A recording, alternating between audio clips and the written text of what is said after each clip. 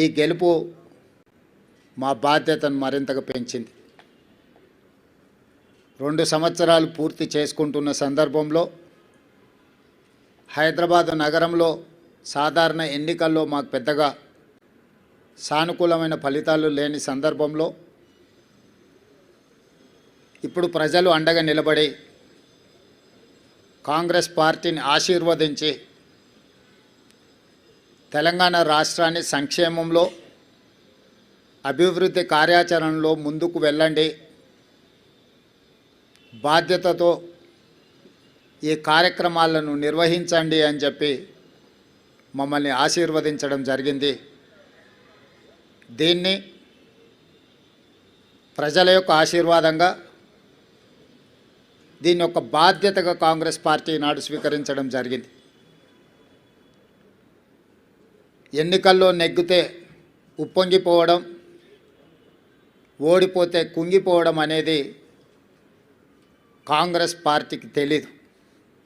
కాంగ్రెస్ పార్టీకి తెలిసిందల్లా ప్రతిపక్షంలో ఉంటే ప్రజా సమస్యల మీద పోరాటం చేయడం, ప్రభుత్వంలో ఉంటే ప్రజా సమస్యల్ని పరిష్కరించడానికి నిరంతరం ప్రయత్నం చేయడమే కాంగ్రెస్ పార్టీకి తెలుసు.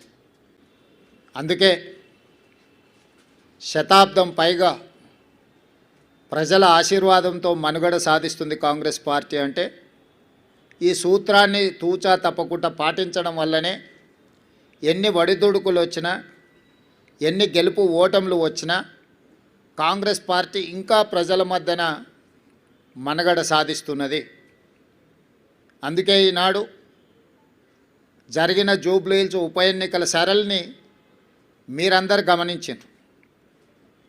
ఇందులో ప్రజలు విలక్షణమైన తీర్పునివ్వడమే కాకుండా పోలైన ఓట్లలో 51% కాంగ్రెస్ పార్టీకి ఓటు వేయడం ద్వారా ఎప్పుడూ లేనంత బలం, ప్రజాబలం ఈనాడు కాంగ్రెస్ పార్టీకి వచ్చింది, కాంగ్రెస్ పార్టీకి చెందింది.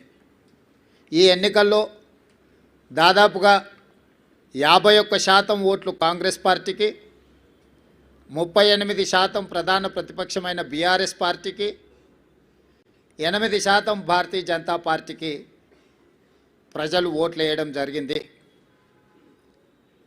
దీని ద్వారా ఎవరి పాత్ర ఏంది, గత 2 సంవత్సరాల నుంచి